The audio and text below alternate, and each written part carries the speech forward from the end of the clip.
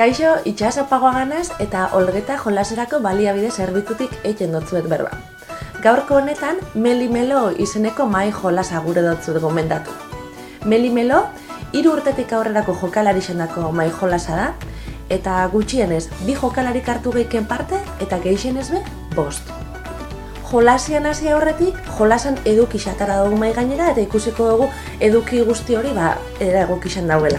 Alde batetik baditugu fitxa, 5 lamina, animali marrazkiekin, beste alde batetik badaukugu jolasian erabiliko dugun dadua, eta beste alde batetik kaja bera. Kaja bera ipini beharko dugu maian erdiak, eta kajan bertan aurkituko die gorputzea osatzeko berabiliko ditugun piezak. Inbar duguna da lehen da bizira, nahastuta baldin badauz, kajan atal bakoitzean behar bezala ordenatu. Buru guztiak elkarrekin, hanka guztiak elkarrekin, gorputz denborrak elkarrekin, eta behin hori txukun dagoela, jolasian hasteko moruen egongo gara. Jolasian hasi aurretik, edukisa prestatu dugu eta baino duguna kaja maian erdian ipini, eta jokalari bakoitzak berak nahi duen fitxa hartu beharko dugu. Kasu honetan, irudikatuko dugu, 3 jokalari gabitzela jolasian. Sobran dazen fitxa, aparte itxiko ditugu. Eta zelan jolasten da Melimelo mai jolasian? Oso errexan.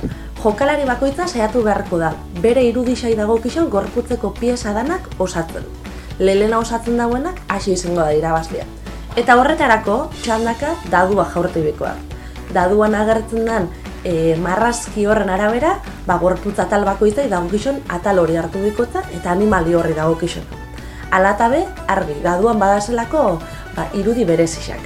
Dadua jaurti eta izarra tokau eskero, norberak gure dauen gorputz atalai dagokizan piezi hartu leke. Hau da, komodoina izango balitz moruan. Eta aldiz, debekue tokau eskero, txanda pasa. Jokalari horrek, txanda horretan ezingo leuke piezarik hartu, eta urrengoko jokalari txanda izango litzake. Honena, ulertzeko nola jolasten den, partidatxo bat irudikatzean. Horretarako, hasiko da Jeff irudian jokalari daukena, eta dadua botako da, eta eskuetokau jakonez, bere animalixei dagokizon, edo irudixei dagokizon, piezak hartu beharko ditu, eta marrazki gainean ipini.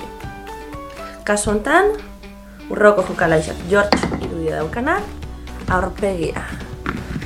Lemurrak aurpegia. Eta beti saiatuko gara ipintzen, irudian gainean, irudiakin bat iten daula. Kasu honetan, Walter, lako dragoi bat. Eta honei be eskuek tokau jako, eta ipini beharko ditugu,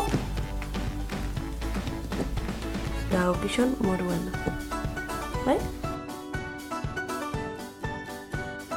Lehengo erronda osatu dugu, jolasien jarraituko dugu, beste jokalari batek bere animalizai dagokizon pieza danak lortu arte. Pasen ba. Kasu honetan, eskua tokau jako, eta badaukenez, txanda pasa. Beste jokalari baten txanda izango da. Jortxera boiaz. Gorputza. Honei be, txanda pasa. Beraz, beste jokalari zen txanda. Gorputza. Hankak. Burua. Txanda pasa, badaukalako ja. Eta komodinan. Ze falta jako, bezuak.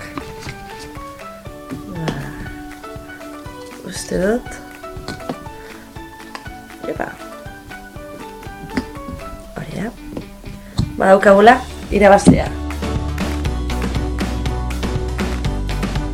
Ikusi dozuen moruan, bukatu dugu Melimelo jolasa, baina jakin deizuen jolas honek beste aukera bat be emuten dauela.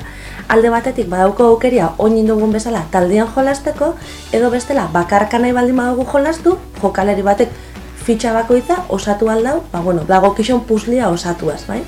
Orduan, bada jolas bat, gomendagarria dana taldean jolasteko, familian jolasteko, edota bakarri jolasteko bai. Bi aukera horrek ematen dituenez, gonbitia luzatzen dutzuet, bi aukera horrek probatzera.